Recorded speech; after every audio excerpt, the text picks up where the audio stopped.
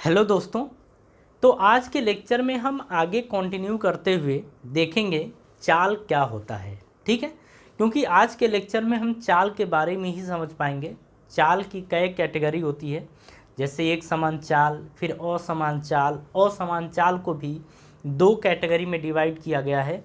एक होता है आपका औसत चाल, दूसरा होता है तात्क्षणिक चाल। तो चाल के बारे में जितनी भी बातें होंगी सारी बातें सीखेंगे, फिर इसके क्वेश्चन किस तरीके से सॉल्व किए जाते हैं वो भी अपन देखेंगे। ठीक है, लेकिन अगर पिछले लेक्चर की बात करें तो पिछले लेक्चर में हमने देखा था कि जैसे किसी वस्तु में गति का निर्धारण किस तरीके से किया जाता है। तो हमने देखा चाल के द्वारा, फिर देखा था वेग के द्वारा, फिर त्वरण के द्वारा।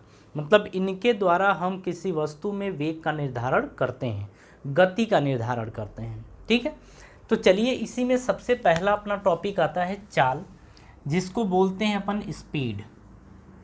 चाल को बोला जाता है स्पीड।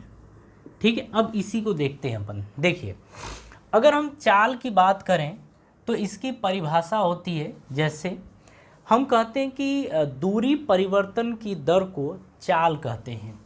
तो यहाँ पे इसकी परिभाषा होती है, दूरी परिवर्तन की दर को,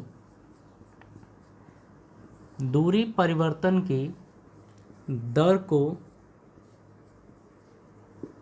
चाल कहते हैं। दूरी परिवर्तन की दर को चाल कहते हैं।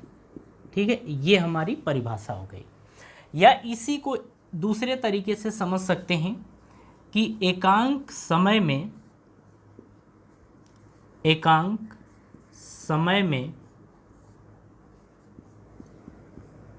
तय किए गए दूरी को, तय किए गए दूरी को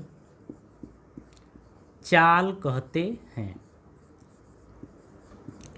ये इसकी परिभाषा होती है। तो आप इस तरीके से भी इसे ऑब्जर्व कर सकते हैं, देख सकते हैं।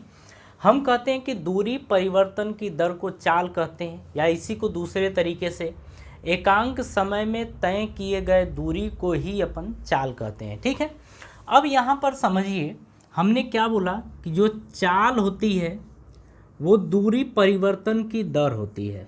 दूरी परिवर्तन की दर, दूरी परिवर्तन की दर।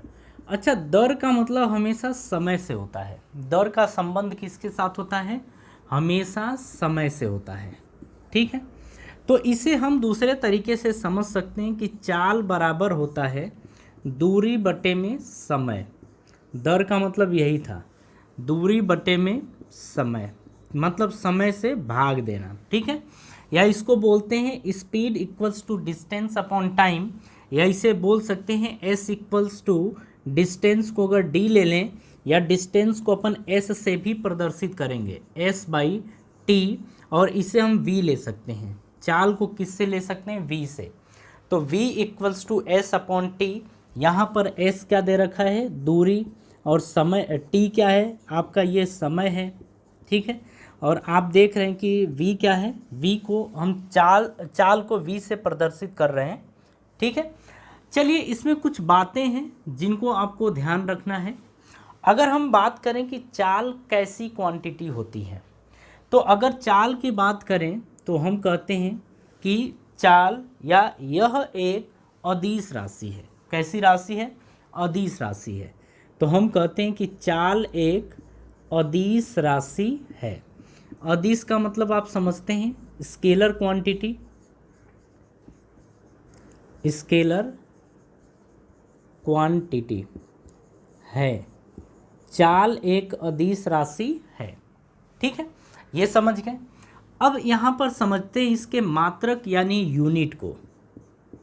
इसके मात्रक को समझते हैं। मात्रक को बोला जाता है यूनिट। जरा इसे अपन थोड़ा एक बार ध्यान देते हैं। देखिए, चाल बराबर दूरी बटे समय। दूरी का मात्रक क्या होता है? मीटर, और समय का मात्रक होता है सेकेंड। तो हम कहते हैं कि जो दूरी है, दूरी को मापा जाता है या तो मीटर में या तो सेंटीमीटर में। आपने देखा था समय को, लेकिन हम हमेशा सेकेंड में ही मापते हैं। समय को किस में मापेंगे? सेकेंड में। तो आप देख रहे हैं कि मीटर प्रति सेकेंड, ठीक है, ये होगा आपका।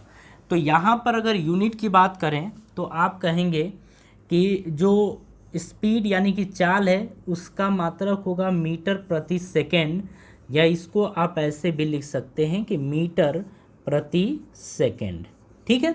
लेकिन आपने देखा था कि इसको हम दो तरीके से डिराइव करते हैं, ठीक है, दो तरीके से डिराइव यहाँ पर की जाती है। एक होता है एसआई यूनिट और दूसरा होता है सीजीएस यूनिट, ठीक है। आपको अगर नहीं ध्यान है तो एसआई और सीजीएस को आप ज़रा देख लीजिएगा, यहाँ भी हम बता देंगे। एसआई और सीजीएस दो कैटेगरी में इसको देखा जाएगा।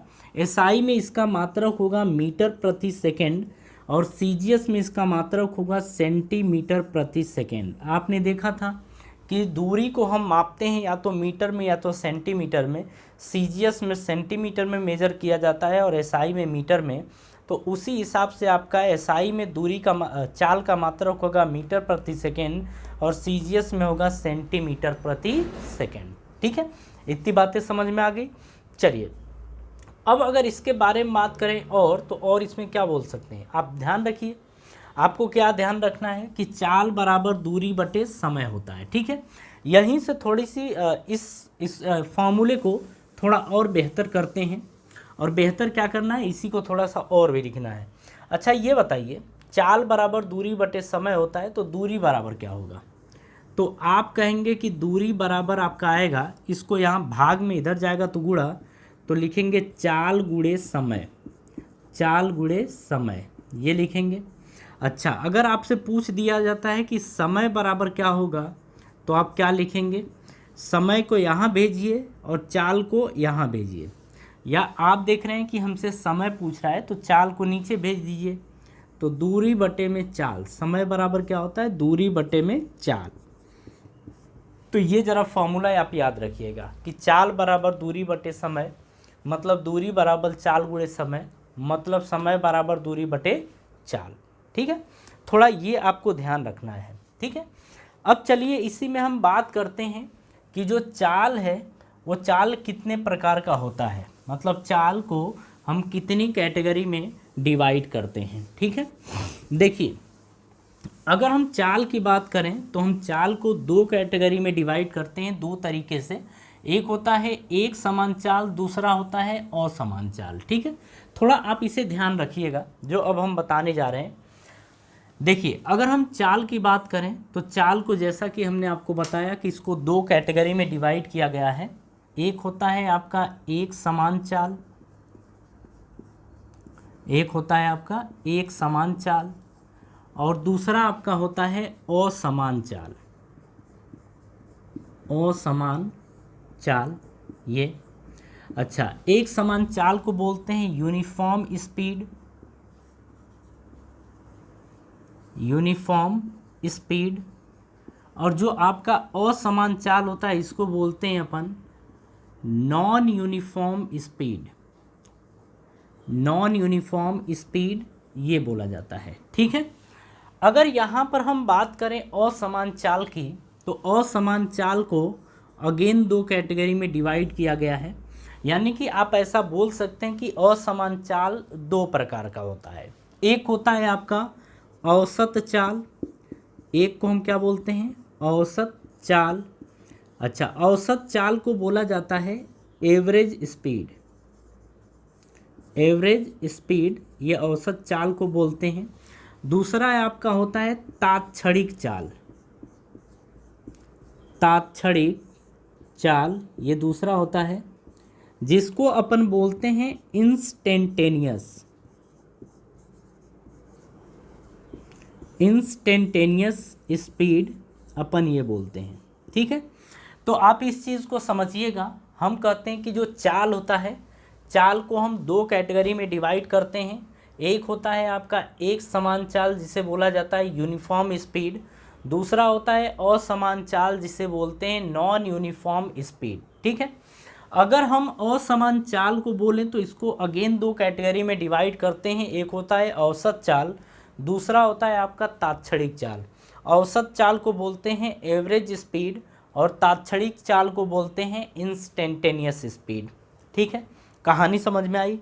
अब यहाँ पर समझते हैं कि एक समान चाल क्या होता है। अब हम इसे हटा रहे हैं, ठीक है, इसे आप ध्यान रखिएगा। अब हम एक समान चाल की बात कर रहे हैं, ठीक है। हम चलिए एक समान चाल की डेफिनेशन देख लें। तो हम इसमें ये कहते हैं कि यदि कोई वस्तु समान समयांतराल में समान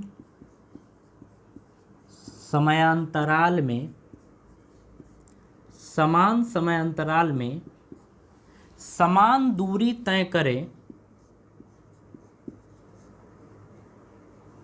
समान समयांतराल में समान दूरी तय करे तो इसके इस प्रकार की चाल को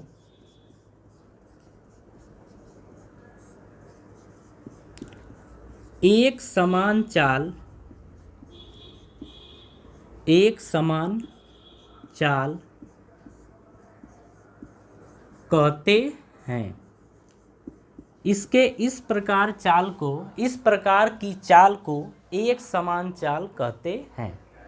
कहानी सारी समझ में आ गई। तो ये होता है आपका एक समान चाल। इसमें कुछ नहीं है, जो आपकी परिभाषा फॉर्मूला होगा वो कुछ नहीं। एक समान चाल की परिभाषा क्या होगी, आप कहेंगे दूरी बटे में समय, बस खत्म कहानी, इतना ही है। तो इसमें बस डेफिनेशन ध्यान रखनी थी, ठीक है। लेकिन असमान चाल की बात करें तो आपको पता है कि असमान चाल को दो कैटेगरी में डिवाइड किया गया है। एक होता है आपका औसत चाल और दूसरा होता है आपका तात्क्षणिक चाल, ठीक है। तो यहाँ पर हम असमान चाल की बात करने जा रहे हैं, ठीक है। असमान चाल की बात करने जा रहे हैं, जरा अब उसकी परिभाषा को देखिए।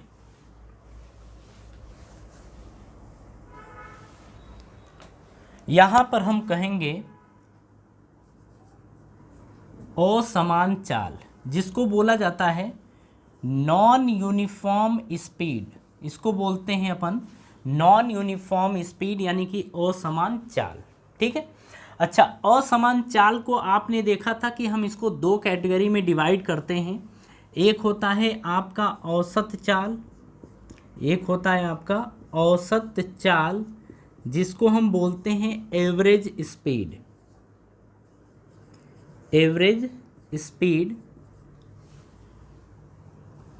ये बोलते हैं, ठीक है।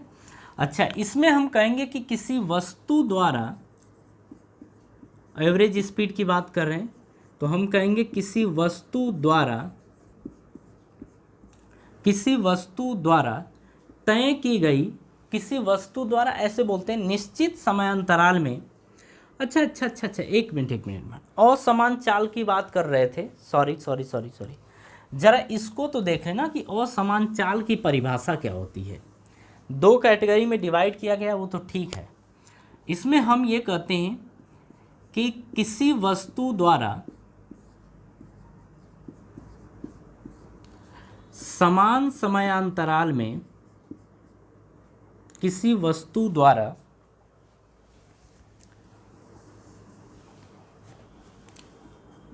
समान समयांतराल में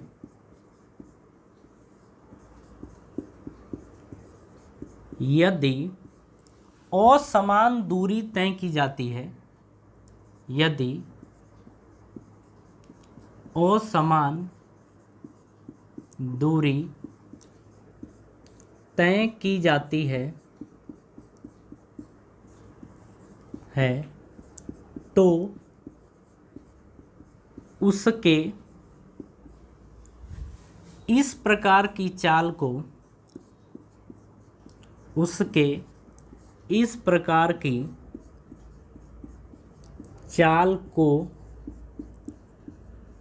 असमान चाल कहते हैं। असमान चाल कहते हैं। कहानी कुछ समझ में आ रही है?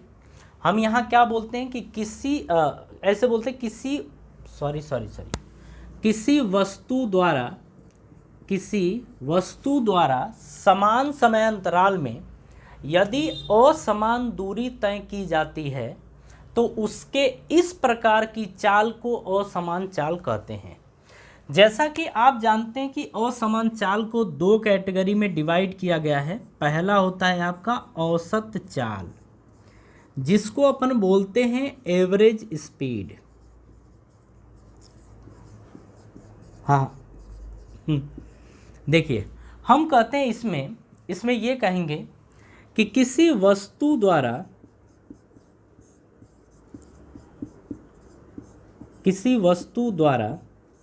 निश्चित समयांतराल में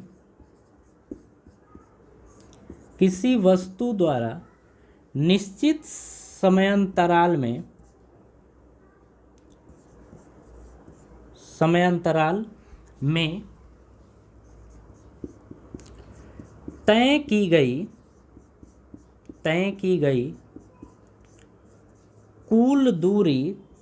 गई कुल दूरी तथा समयांतराल के अनुपात को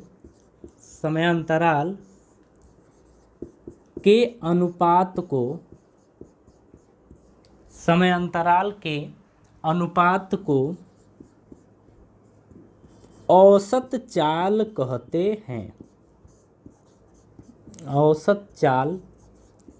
कहते हैं। जरा इस कहानी को आप समझिएगा, ठीक ना। हमने बोला औसत चाल, हम इसमें यह कहते हैं कि किसी वस्तु द्वारा निश्चित समय अंतराल में तय की गई कुल दूरी और समयांतराल के अनुपात को औसत चाल कहते हैं, ठीक है। इसको हम ऐसे भी बोल सकते हैं कि कुल दूरी और कुल समय के अनुपात को अपन औसत चाल बोलते हैं, ठीक है। तो यहाँ से अगर फॉर्मूला लिखें तो हम कहेंगे जो औसत चाल बराबर होगा कुल दूरी, औसत चाल बराबर कुल दूरी बटे में कुल समय। अगेन समझिए, औसत चाल बराबर होता है कुल दूरी बटे में कुल समय, ठीक है। तो यहाँ पर ना अब थोड़ा सा आप क्या करिए कि जिस तरीके से हम लिख रहे हैं इसके बाद हम इसी तरीके से लिखते चलेंगे। इसको आप लिखिएगा VAVG, एवरेज। ये क्या है? एवरेज, इसका शॉर्ट फॉर्म है, ठीक है। यहाँ से आप लिखेंगे टोटल डिस्टेंस, मतलब total distance upon total time. तो टोटल डिस्टेंस S मान लीजिए और टोटल टाइम T मान लीजिए, कोई दिक्कत नहीं है, आप ये समझ लीजिए ये टोटल डिस्टेंस है यानी कुल दूरी और ये कुल समय है, ठीक है। तो इस तरीके से निकल के आता है औसत चाल, ठीक है। इस तरीके से अपन निकालेंगे। या देखिए इसी को अपन इस तरीके से भी लिख सकते थे कि कुल दूरी बटे में समय अंतराल। तो कुल दूरी को आप ऐसे भी लिख सकते हैं, मतलब देखिए एक ही चीज़ है, आप बिल्कुल कंफ्यूज मत होइएगा। आप del S by del T लिख दीजिए, कोई दिक्कत नहीं है, ये भी वही बात है।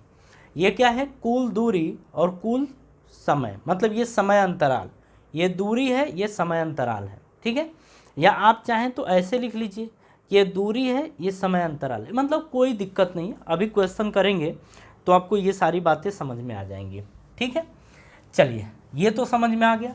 जरा देख लेते हैं अब तात्क्षणिक चाल के बारे में।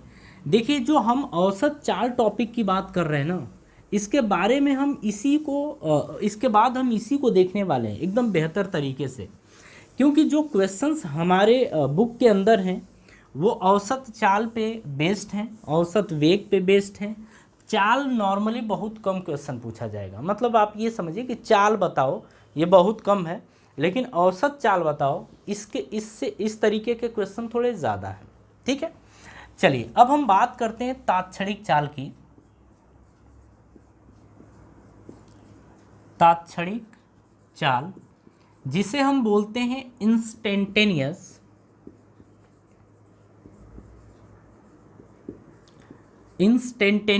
स्पीड, अपन इसको ये बोलते हैं, ठीक है। इसमें हम ये बोलते हैं कि परिवर्ती चाल से गतिमान, परिवर्ती चाल से गतिमान, परिवर्ती चाल से गतिमान किसी वस्तु की, गतिमान किसी वस्तु की, परिवर्ती चाल से गतिमान किसी वस्तु की किसी क्षण विशेष पर, किसी क्षण विशेष पर चाल, किसी चाल तात्क्षणिक चाल कहलाती है, तात्क्षणिक चाल कहलाती है।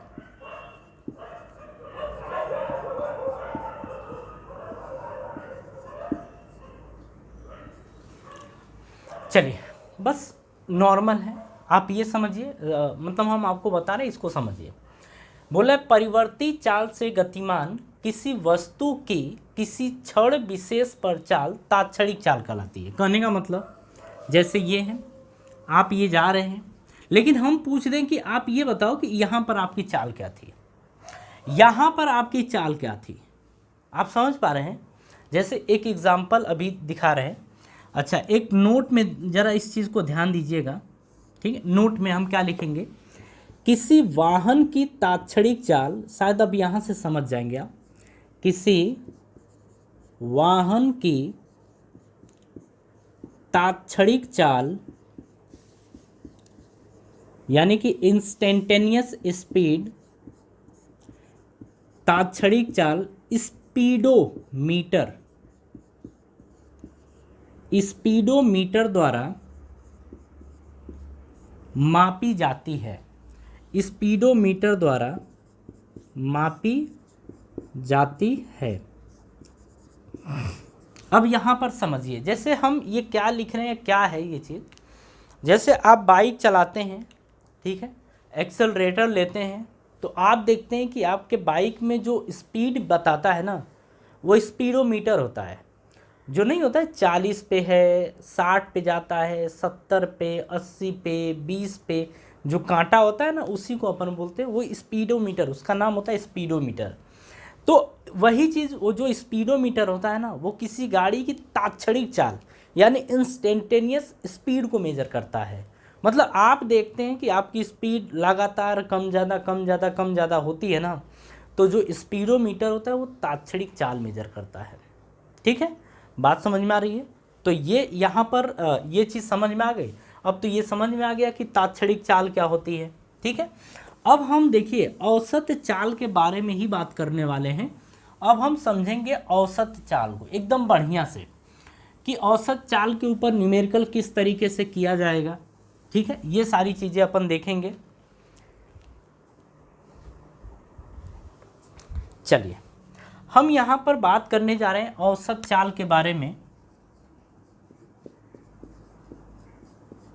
औसत चाल, अब देखिए औसत चाल में विशेष स्थितियां होंगी, हम इन्हीं के ऊपर चर्चा करेंगे। विशेष स्थितियां, देखिए इसी से क्वेश्चन बनेगा। आपको क्या दिया होगा तो आप क्या करेंगे उसकी बात हो रही है। इसमें हम बात करेंगे केस फर्स्ट की, ठीक है, या कंडीशन फर्स्ट, इसकी बात करेंगे। ज़रा यहाँ पे ना थोड़ा सा देखिए, इसको हम क्या बोलते हैं। देखिए ये लिखा गया है कि जब कोई वस्तु, जब कोई वस्तु S1 S2 S3 ऐसे करते करते दूरियां क्रमशः V1 मतलब चाल है, V1 V2 V3 ऐसे करते करते चालों से तय करती है, तब तय करती है तब किसकी बात कर रहा है? ये औसत चाल के बारे में बात कर रहा है। किसके बारे में? औसत चाल के बारे में बात कर रहा है। ठीक है, यहाँ पर ना जरा ध्यान से देखिएगा। अगर हम औसत चाल की फॉर्मूले की बात करें तो औसत चाल का फॉर्मूला क्या होता है? औसत चाल का फॉर्मूला होता है कुल दूरी बटे में कुल समय। कुल दूरी बटे में कुल समय, ये औसत चाल का फॉर्मूला होता है। कुल दूरी बटे में कुल समय। अब यहाँ पर ना जरा ध्यान से समझिएगा। यहाँ बोल रहा है कि जब कोई वस्तु S1, S2, S3 दूरियां क्रमशः V1, V2, V3 चालों से तय करती है तब औसत चाल क्या होगा। यहाँ पर देखिए, ये दूरी है और ये कुल दूरी है, तो यहाँ पर आप लिखेंगे कि कुल दूरी। अच्छा, कुल दूरी का मतलब ये दिया है ना कि ये दूरियां हैं, तो कुल दूरी में S1, S2, S3 ये है। ठीक है, आगे भी आप बढ़ते चले जाएंगे। कुल दूरी आ गया। अब कुल समय की बात होती है, और कुल समय कैसे निकालेंगे? तो हम ऐसा मान लेते हैं, चलिए फोटो जरा बना रहे हैं, इसको देखिए। ठीक है, फोटो से आपको ज़्यादा बात समझ में आएगी। ये तो आप समझ गए कि यही फॉर्मूला अप्लाई करना है यहाँ पर। अब मान लीजिए कि ये फ़ोटो हम बना दे रहे हैं ऐसे। ठीक है, हम कह रहे हैं कि ये A है, ये B है, ये आपका C है, और ऐसे करते करते आगे है। ठीक है, A से B तक की जो दूरी है S1 मान लीजिए, B से C तक की दूरी S2 मान लीजिए, C से आप D तक की दूरी S3 मान लीजिए, और ऐसे आगे आप बढ़ते चले जाइए। ठीक है, अब हम ये कह रहे हैं कि जो A से B तक की S1 दूरी है वो V1 चाल से चली गई है। S2 जो B से C तक की दूरी है वो V2 चाल से चली गई है। C से D तक की दूरी है ये V3 चाल से चली गई है। ठीक है, मतलब ये दूरी इस चाल से, ये दूरी इस चाल से, ये दूरी इस चाल से चली गई है।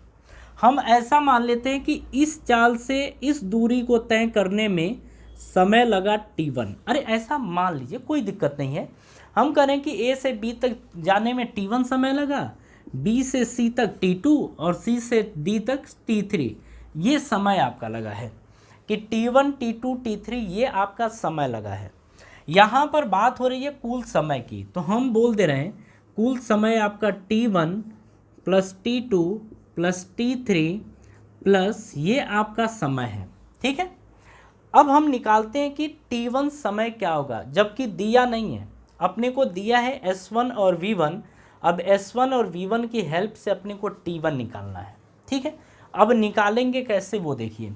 समय बराबर दूरी बटे चाल होता है, तो समय यानी कि T1, दूरी क्या है S1, अरे A से B तक की दूरी क्या है S1, तो समय बराबर दूरी बटे में चाल, किस चाल से चली गई है V1, तो T1 बराबर आएगा S1 अपॉन V1। यहीं से अगर T2 की बात करें तो दूरी बटे में चाल, दूरी बटे में चाल ये होगा। दूरी कितनी है S2, चाल कितना है V2। यहीं से अगर T3 की बात करें तो दूरी कितनी है S3 और चाल कितनी है V3। कहानी कुछ समझ में आ रही है? ये आपका हो गया। तो T1 बराबर S1 अपॉन V1, T2 बराबर S2 अपॉन V2, T3 बराबर S3 अपॉन V3 ये होगा।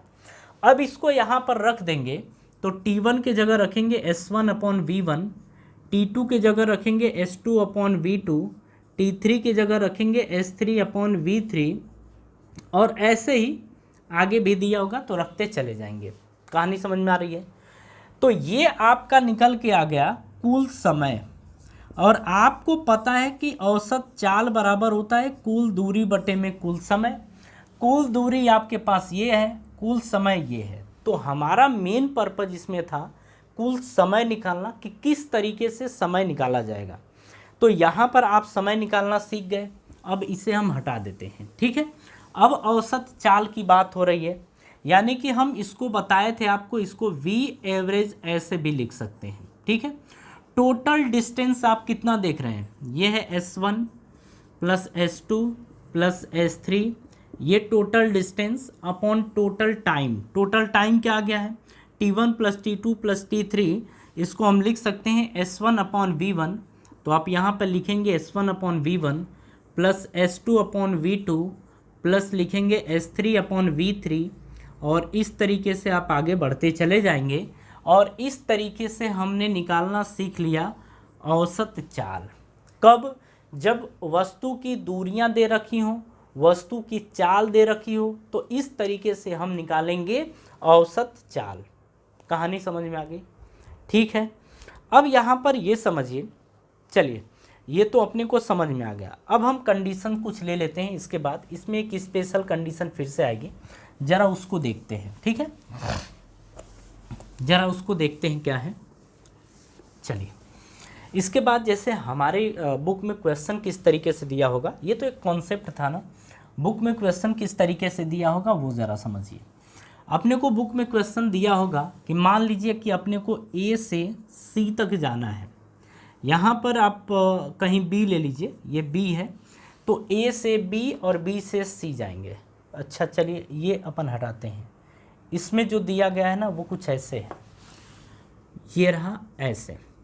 हम कह रहे हैं कि ए से बी तक की दूरी जो आपकी है ना एस है। मान लीजिए कि ए से बी तक की दूरी एस है, बी से सी तक की दूरी भी आपकी एस है, तो दूरी क्या है? समान है। हम ये बोल रहे हैं कि ए से बी तक की जो दूरी है ना वो v1 स्पीड से तय की जा रही है, बी से सी तक की दूरी जो है वो v2 स्पीड से ट्रेवल की जा रही है। ऐसा हम बोल दे रहे हैं कि ए से बी तक की जो s दूरी है वो v1 स्पीड से, बी से सी तक की जो s दूरी है वो v2 स्पीड से तय की जा रही है। अब हमें औसत चाल निकालना है। हम कहेंगे कि ए से बी तक की दूरी मान लीजिए तय करने में t1 समय लगा है। कितना लगा है? t1। बी से सी तक की दूरी तय करने में मान लेते हैं t2 समय लगा है, ऐसा मान लेते हैं। ठीक है, अब आपको पता है कि अगर इसमें निकालना है तो दिया अपने को क्या है? अपने को यही दो चीज़ गिवन है, यही दो चीज़ दिया है, ये टाइम अपने को दिया नहीं है, तो टाइम अपने को निकालना पड़ेगा। लेकिन यहाँ से सबसे पहले निकालते हैं कुल दूरी, और कुल दूरी आपका क्या आएगा ज़रा देखिए, s प्लस एस आप ये लिखेंगे तो ये आएगा आपका 2s। अगर हम कुल समय की बात करें तो कुल समय आपका क्या निकल के आएगा ज़रा ये देखिए, तो कुल समय a से b तक का समय कितना है? t1। b से c तक का समय कितना है? t2। तो ये आपका समय है। ठीक है, अब हम क्या करते हैं, आपको पता है कि कुल दूरी बटे में कुल समय। चलिए t1 निकालते हैं। यहाँ से t1 बराबर क्या आएगा? तो समय बराबर दूरी बटे चाल। दूरी कितनी है? s, और चाल कितना है? v1। इसी तरीके से t2 निकालिए, दूरी कितनी है? s, चाल कितना है? v2। t1 प्लस t2 करिए, t1 के जगह आप रखेंगे s/v1, t2 की जगह रखेंगे s/v2, ये रखेंगे।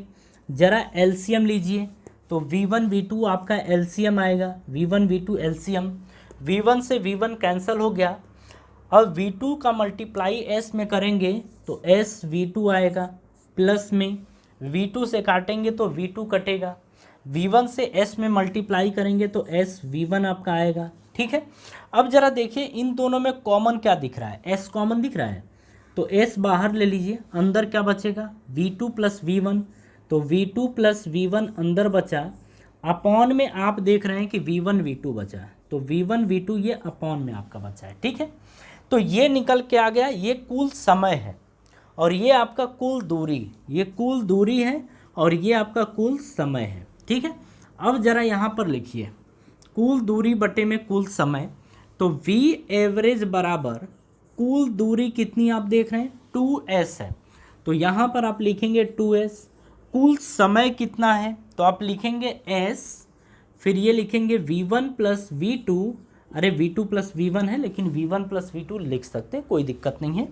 नीचे आपका आएगा v1 v2। ठीक है, अब देखिए s से आपका s कैंसिल हो जाएगा, और ये है जो नीचे ना, ये आपका सॉरी s से s कैंसिल हो गया ये। अब जो ये नीचे है ये चला जाएगा ऊपर। ऐसा क्यों? तो ऐसा इसलिए कि अब आप यहाँ समझिए, चलिए ये बस हटाते हैं। ठीक है, हाँ, अब ऐसा क्यों है ज़रा उस चीज़ को समझिए। देखिए हम लिखेंगे v average is equals to, ये केवल देखिए 2 बचा है, या आप क्या करिए अभी काटिए मत, ये 2s है, तो 2s को हम 2s/1 लिख सकते हैं, बिल्कुल लिख सकते हैं। नीचे क्या है, s v1 plus v2 upon में आप देख रहे हैं ये v1 v2 है, ये है आपका, ठीक है। अब आप इसके बाद क्या करिए कि बीच का बीच में मल्टीप्लाई कर लीजिए और नीचे का ऊपर मल्टीप्लाई करिए, ये आपको करना होगा, ठीक है। तो जैसे ये 2s है तो 2s रहने दीजिए, इनटू ये ऊपर चला जाएगा, तो ऊपर जाएगा तो v1 v2, नीचे क्या बचेगा 1 इंटू s, फिर v1 प्लस v2 आपका ये बनेगा, s से s कैंसिल हो गया, आपका बचा 2 time v1 v2 upon v1 plus v2, ठीक है, ये बचा। तो आप देख रहे हैं कि ये आपका क्या आ गया है, एवरेज स्पीड, यानी कि औसत चाल ये आ गई है। तो इस तरीके से औसत चाल कैलकुलेट किया जाएगा। देखिए आपको ये फॉर्मूला याद वाद करना नहीं है। अब ऐसा नहीं कि आप फॉर्मूला याद करने बैठ जाइए, फॉर्मूला बिल्कुल याद नहीं करना है, आपको बस याद रखना है कि किस तरीके से हम औसत चाल निकाल सकते हैं, बस अपने को ये याद रखना है, ठीक है। जरा आगे की कहानी इसमें समझें, और अब समझेंगे कंडीशन 2 यानी केस सेकेंड।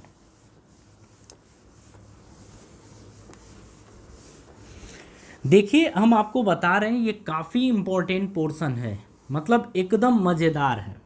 अगर आप इस चीज़ को सीख जाते हैं तो आप आसानी से कर ले जाएंगे, अदरवाइज़ आप प्रॉब्लम में आ सकते हैं, ठीक है, मतलब इसे ज़रूर सीखें। चलिए नेक्स्ट अपने को क्या दे रखा है, सेकेंड कंडीशन क्या है, बोल रहा है